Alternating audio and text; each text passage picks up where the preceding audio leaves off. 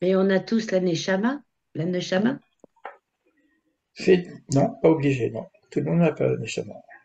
Ah, d'accord. J'avais cru comprendre que oui, mais bon. C'est ça la question, justement. Il y en a on trouve même qu'il y en a qui n'ont même pas le voir. Alors que si on parle de Chaya et Yechida, c'est autre chose. Donc, bah, la Neshama, Et comment on le sait, Ellie? comment? Oui, qui parle? Comment on le sait? Bah, écoutez, on a fait une introduction quand même assez longue. Ben, on a 10 ans devant nous pour pouvoir avancer. Comment on fait? Ben, on va lire le texte et puis on va voir qu'est-ce qu'on nous propose. Il y a du faire. Faire, F-A-I-R-E, c'est-à-dire il y a des choses à faire aussi, pas simplement étudier. Et on va le découvrir au fur et à mesure. S'il faut le faire, ben, il y a quelque chose à faire, qu'est-ce qu'on fait? Alors évidemment, comme c'est un livre de Torah, donc la plupart du temps, ça va tourner autour des mitzvot. Mais comme c'est en même temps universel, il faut voir de quelle façon on va pouvoir parler de principes universels par rapport à ces mitzvot. Pour pas tomber dans le religieux existe, il est nécessaire aussi, hein, mais il faut voir de quelle façon on peut avancer. Moi, c'est la question que je me suis posée, hein, par toi seront bénies toutes les familles du monde. C'est quoi cette bénédiction qu'Abraham doit apporter? C'est une bénédiction quand même, hein. Et bénédiction, c'est le bet, c'est le bracha. C'est la première lettre de la table le Bahir reprend ce terme-là de bénédiction.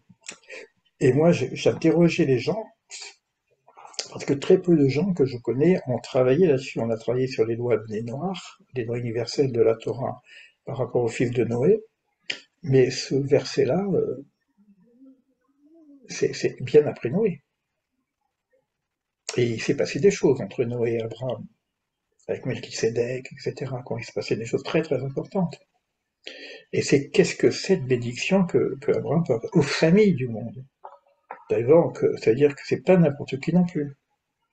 C'est-à-dire que c'est déjà des personnes qui sont peut-être déjà réalisé la notion de fraternité, qui a été perdue dans la Torah, avec le crime de Caïn. Donc la notion de fraternité, peut-être qu'il faut l'intégrer en amont pour être une famille et recevoir cette bénédiction. Mais d'abord, on doit avoir cette bénédiction, on a besoin de cette bénédiction. J'ai besoin de cette bénédiction aussi, moi-même, parce que je fais partie des familles du monde, et je suis pas Abraham, donc je dois me brancher sur cette bénédiction. Comment on fait? Bah, on va essayer de voir comment on fait. Et ensuite, nous devons être une bénédiction. Et quoi qu'on fasse dans le monde, dans notre métier, dans l'éducation, que ce soit avec des enfants, que ce soit avec des personnes âgées, que ce soit avec des handicapés, il faut qu'on soit une bénédiction, qu'on apporte de la lumière.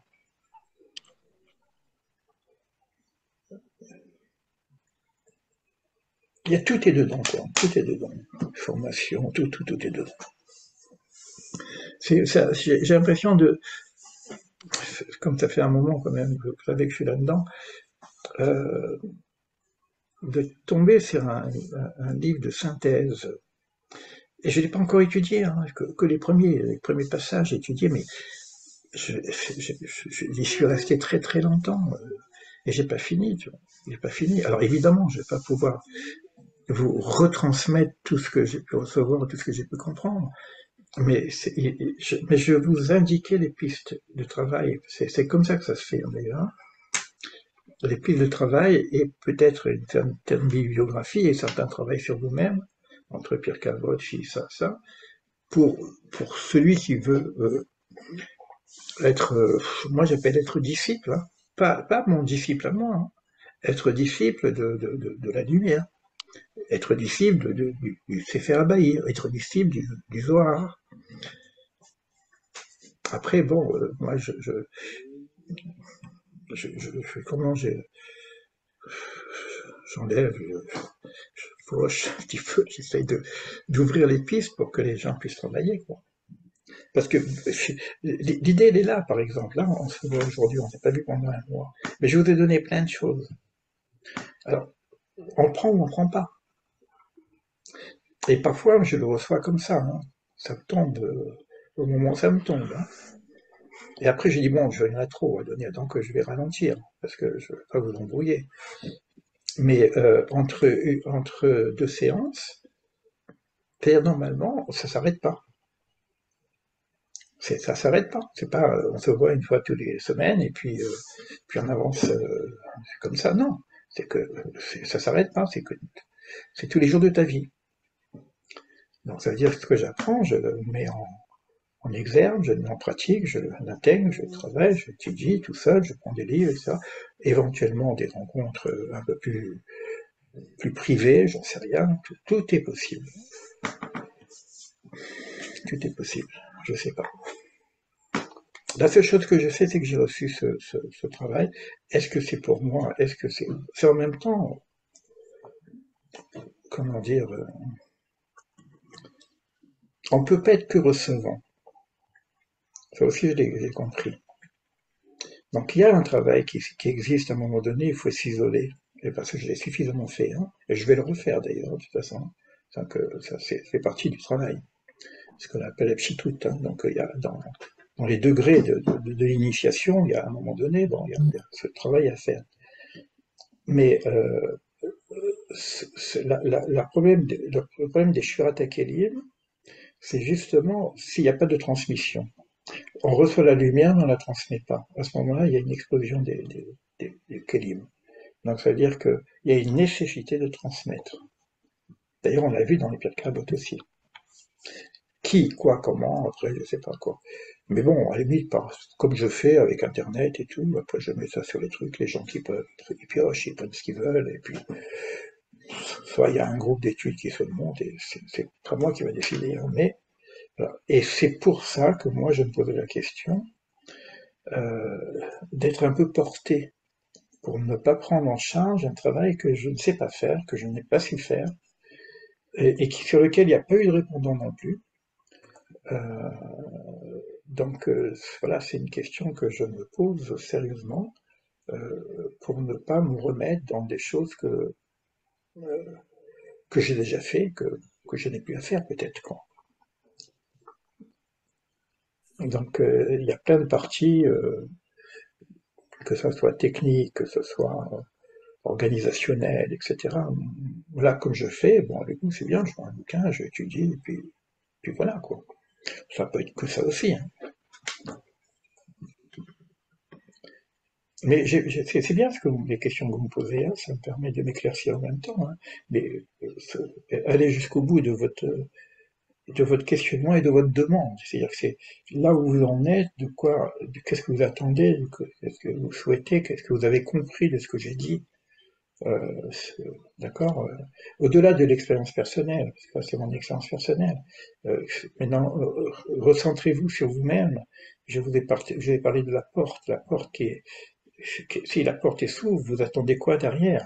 Vous voyez, donc vous êtes devant une porte et qu'est-ce que vous attendez derrière la porte? C'est-à-dire que c'est important de savoir aussi ce que vous attendez, c'est votre propre besoin, qui peut être différent, hein, qui peut être différent.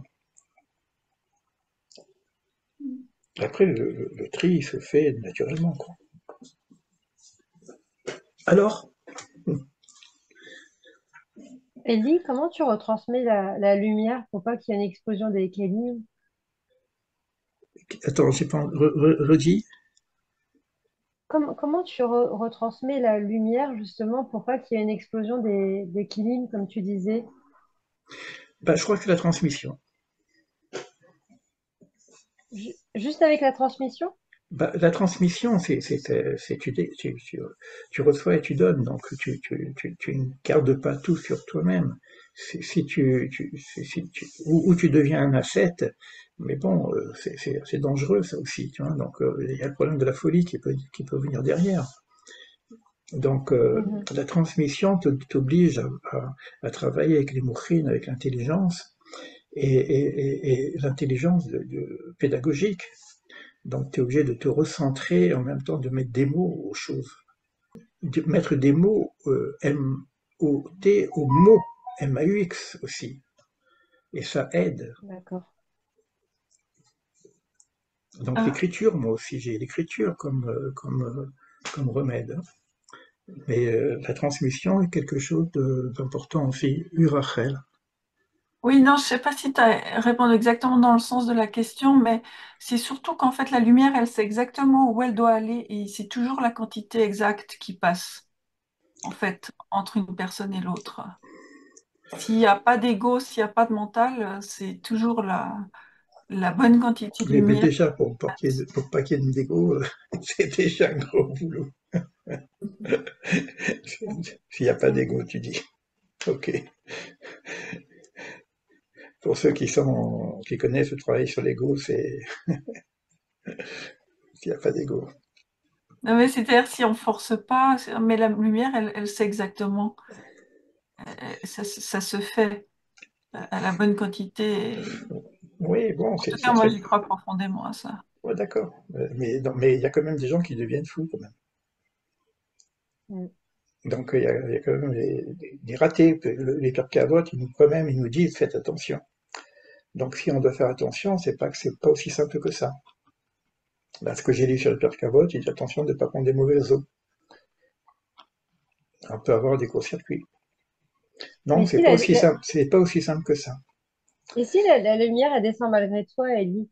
C'est-à-dire qu'il Comment? y a des gens qui, si la lumière, elle vient en toi, mais malgré toi, parce qu'on n'est pas obligé d'avoir étudié pour être touché par, j'allais dire, par cette grâce, par cette lumière. Il y a des Ouais, gens chez qui ça se produit malgré eux, non? ouais, bah, ça existe aussi. Ouais. Hmm. Non, ce que j'ai dit que tout à l'heure, je parlais des gens simples aussi, hein, qui peuvent avoir un niveau de clarification, en tout cas, de luminosité, sans être un grand savant.